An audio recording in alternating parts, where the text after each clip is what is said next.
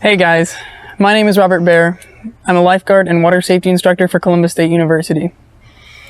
Today, we're going to be talking about some things that you should probably keep in mind when you're learning how to do the breaststroke and even a drill today. Let's get started.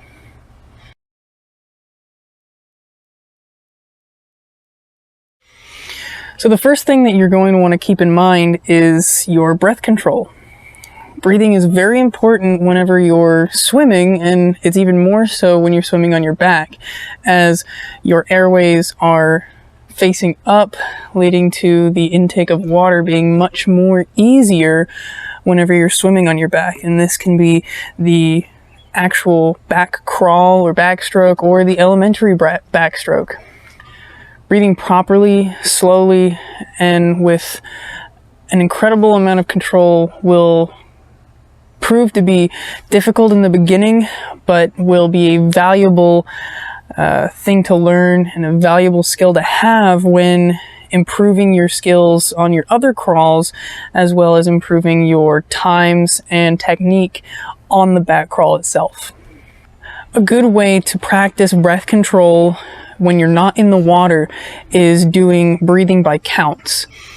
And by breathing by counts, I mean by taking a tempo of sorts.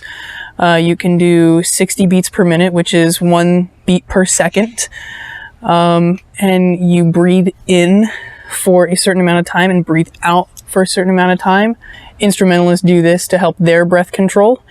It also increases your ability to hold your breath longer and be able to breathe in and out with more force.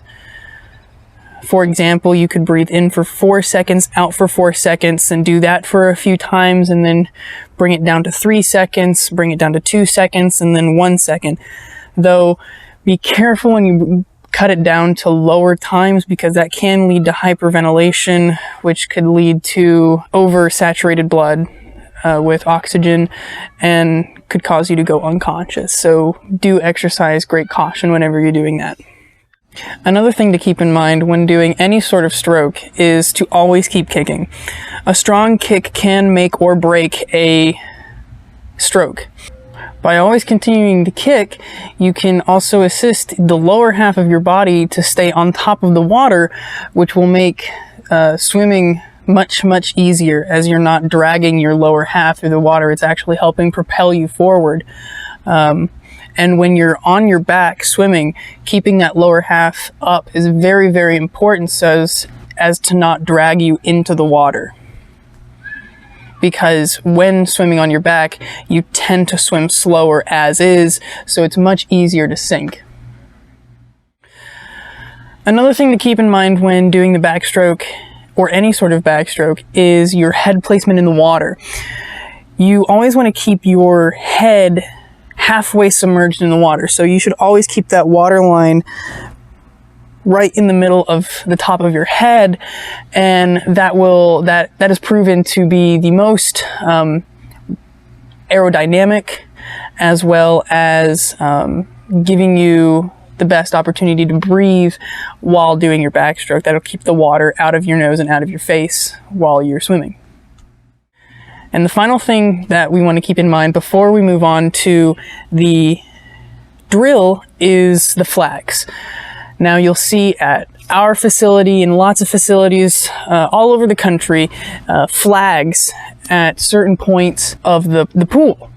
And those are there for a specific reason. Those are at a specific distance that swimmers learn how many strokes from the flags are to the wall. Competitive swimmers will usually count their strokes, and then they're allotted one more stroke to pull before they do their flip turn. So the flags are there to help you, to help guide you, and to make sure that you're not hitting your head on the wall. I've seen that plenty of times with people who are not too experienced swimming. They're trying to do a backstroke, and either they don't know how close they are to the wall, so they stop doing their arms and they're just kicking, trying to feel for the wall.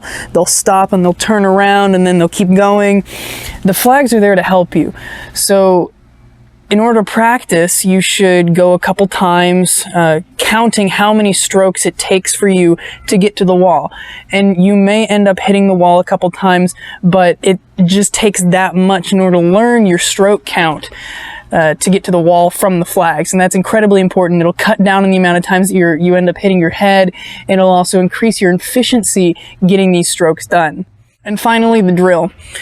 So this drill is actually for the elementary backstroke. I will always recommend the elementary backstroke to get an introduction to to swimming on your back, because it's just so much easier than the traditional back crawl, because you're not having to move your arms over your head and do a little twist in your torso, in your trunk. And so the way that I was taught the elementary backstroke was through a drill called Chicken Airplane Soldier. It's incredibly simple, and it breaks down the main portion, the upper arm portion, to the elementary backstroke. So as you see here, I'm standing in a soldier position, quote unquote soldier position, and then I bring my arms up to the chicken position, and then I move my arms out to an airplane position, and then I push back to a soldier position. And I do this over and over and over again to really give it that chicken airplane soldier. It gives a good introduction to the elementary backstroke. Now, this drill is not perfect. You do want to also look at your kicking, but this really does give a good introduction and really breaks down the movement in the upper half really simply, so that you can practice that and then make it all fluid. Well guys, I hope you're taking something away from this video this week. I hope you try out the backstroke whenever you have opportunities to get into the pool. Well, I hope to see you next week.